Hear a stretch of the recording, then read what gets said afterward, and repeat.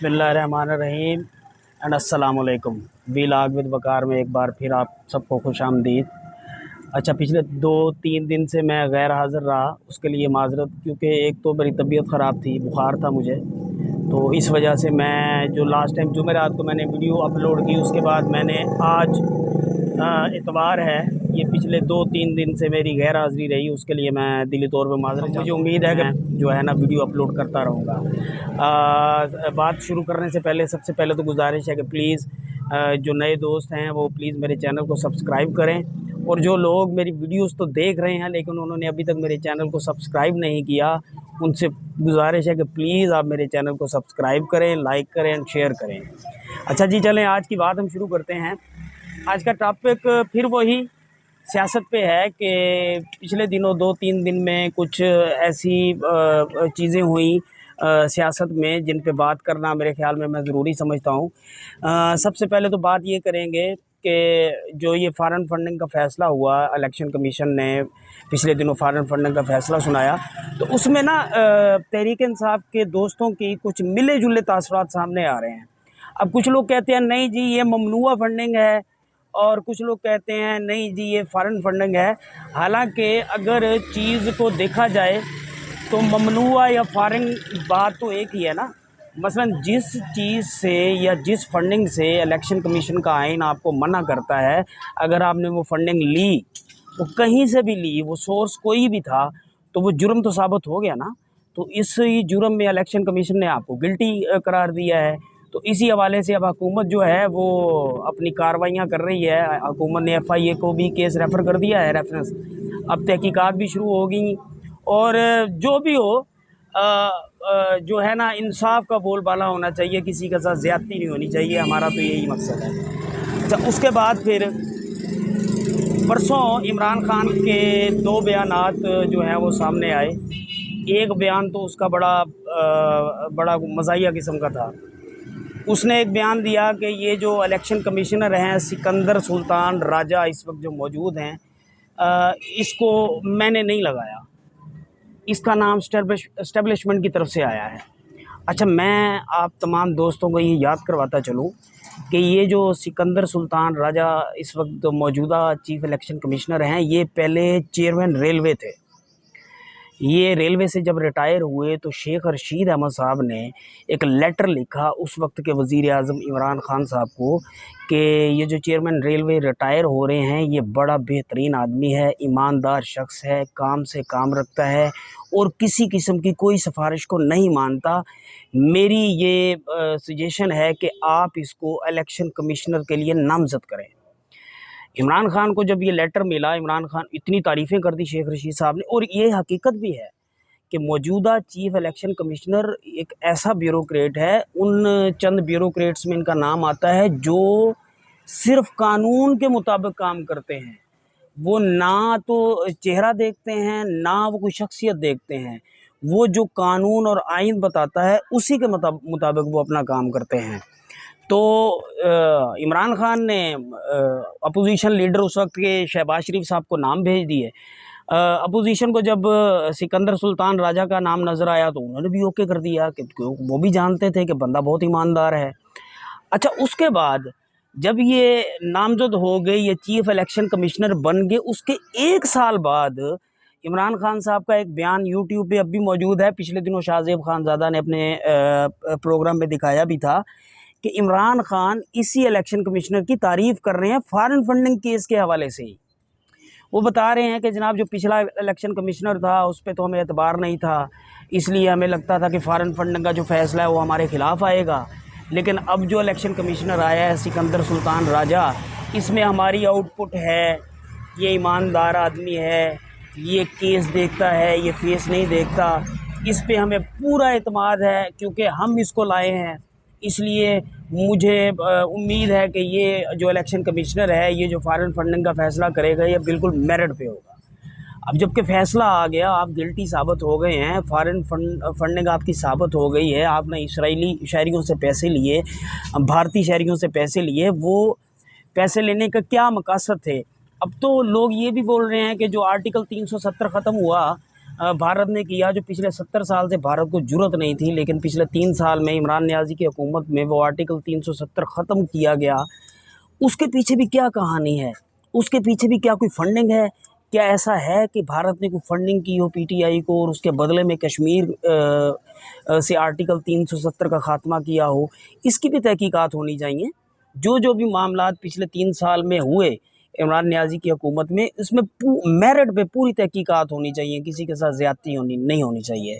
अच्छा, एक तो ये बात थी। अच्छा, अब दूसरी बात पे आता हूँ कि इस वक्त पाकिस्तान में सैलाब की बड़ी बदतरीन सूरत हाल है, ख़ास तौर पे जनूबी पंजाब में और बलूचिस्तान में। बहुत ज़्यादा नुकसान हो रहा है, लोगों के मवेशी बल्कि जानी नुकसान भी हो रहा है। बहुत से बच्चों की लाशें हमने सोशल मीडिया पे देखी कि सैलाब के पानी में जो बह के अपने इलाके से आगे चली गई, फिर उन बच्चों की लाशों को दूसरे लोगों ने उठाया। तो उन सैलाब ज़दगान की इमदाद के लिए पाक फ़ौज हमेशा की तरह जब भी ऐसा कोई मामला आता है, कुदरती आफ़ात आती हैं, तो पाक फ़ौज जो है सबसे पहले आगे आती है अपने पाकिस्तानी भाइयों की मदद के लिए। तो पाक फ़ौज के चंद नौजवान सैलाब ज़दगान की इमदाद के लिए हेलीकॉप्टर पे बलूचिस्तान की तरफ जा रहे थे कि उनको रास्ते में हादसा पेश आ गया और हेलीकॉप्टर क्रैश कर गया। और बड़ा अफसोसनाक ये वाक़या हुआ कि उसमें 5 फ़ौजी जवान थे, जिनमें एक कर्नल भी थे, कैप्टन भी थे, कुछ दूसरे फ़ौजी जवान भी थे, वो शहीद हो गए। अच्छा, ये एक अफसोसनाक वाक़या था। एक तो वो हमारे ही पाकिस्तानी भाइयों की मदद करते हुए वो शहीद हो गए। तो उसमें जो पीटीआई की सोशल मीडिया टीम ने उनके शहीद होने पे जो रिएक्शन दिया सोशल मीडिया पे, वो बड़ा अफसोसनाक था। अच्छा, मैं वो अल्फाज ऐसे हैं कि मैं यहाँ पे दोहरा भी नहीं सकता, ठीक है? कि एक बंदे की मैं आपको ट्वीट बता देता हूँ। वो पीटीआई की आईएसएफ का वो बाकायदा मेंबर है। उसने ट्वीट की कि बस अब क्या बोलूँ कि मर गए मरदूद, इस किस्म की कोई ट्वीट की उन्होंने। और उसके बाद कुछ ट्वीट्स ऐसी की कि काश इसमें कमर जावेद बाजवा होता, वो भी मर जाता, मर गए हैं, इस तरह की कुछ ऐसे यानी कि गलत बातें की।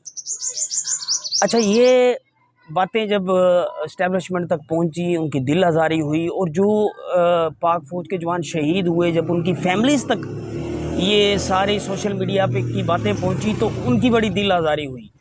तो जब उनका जनाजा था, तो सदर आरफ उल्वी साहब, जो कि सुप्रीम कमांडर हैं फ़ौज के इस वक्त, वो जनाजे में शिरकत करना चाहते थे, लेकिन शोहदा की जो फैमिलीज़ हैं उनकी तरफ से बड़ा सख्त रद्द-ए-अमल आया और उन्होंने मना कर दिया कि सदर साहब हमारे बच्चों के जनाज़ों में शिरकत ना करें, नहीं तो हम बड़ा सख्त किस्म का रिएक्शन देंगे। तो सदर साहब को जब ये बात पता चली कि हमारी सोशल मीडिया टीम की कुछ ट्वीट्स की वजह से उन शोहदा की फैमिलीज़ को बहुत गुस्सा है, तो उन्होंने जनाजे में शिरकत ना की और वो ना गए जनाजे में।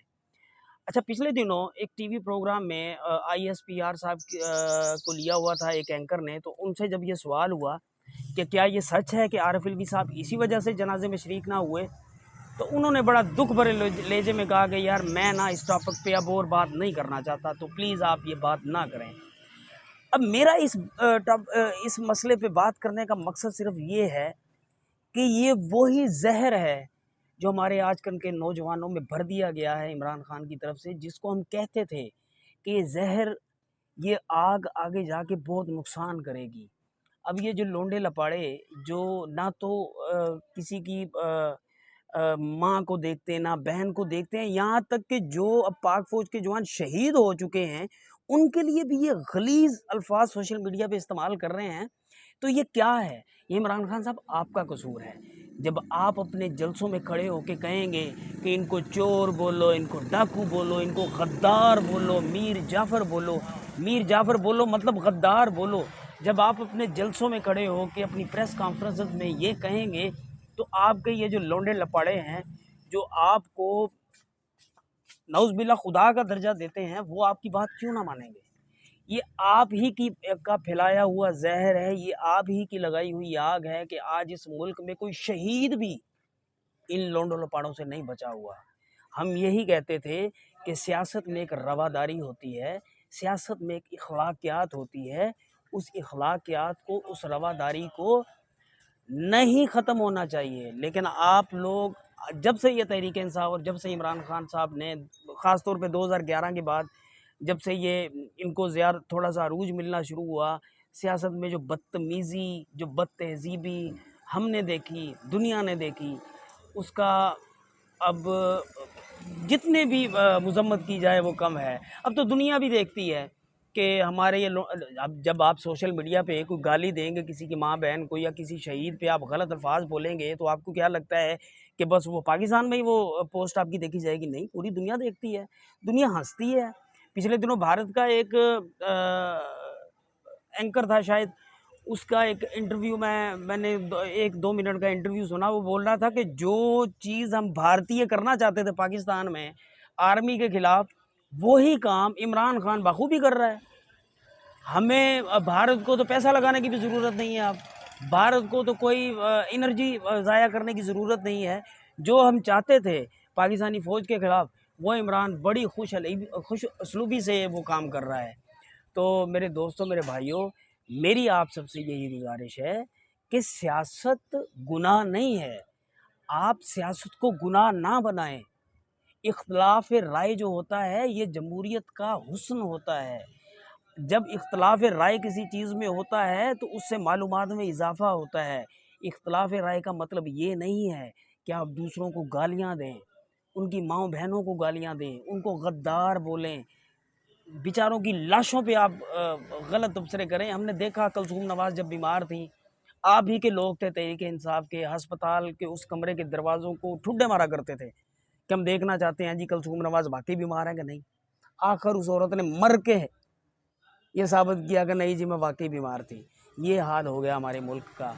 ये जो आप अब दूसरों के साथ कर रहे हैं, ये आपके साथ भी हो सकता है इमरान खान साहब, और ये वो वक़्त दूर नहीं है आपके साथ होने वाला है। क्योंकि जो गड्ढा आप किसी दूसरे के लिए खोदते हैं, उस गड्ढे में आप खुद गिरते हैं, यही कुदरत का कानून है, यही होता है।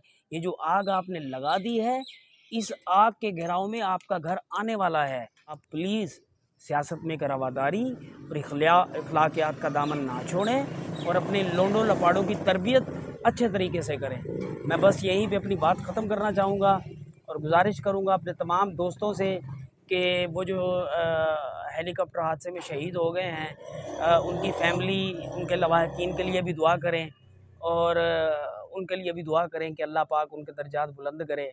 और उसके बाद अपने तमाम दोस्तों से, अपने देखने वालों से गुजारिश करूँगा कि प्लीज़ मेरे चैनल को सब्सक्राइब करें, लाइक करें, शेयर करें और अपना फ़ीडबैक ज़रूर देते रहें। मैं आपका फ़ीडबैक, आपकी राय को बड़ा एहतराम देता हूँ। मैं आपकी बात को सुनता हूँ और उस पे अमल करने की कोशिश करता हूँ। इजाज़त चाहूँगा। अल्लाह हाफ़िज़। पाकिस्तान।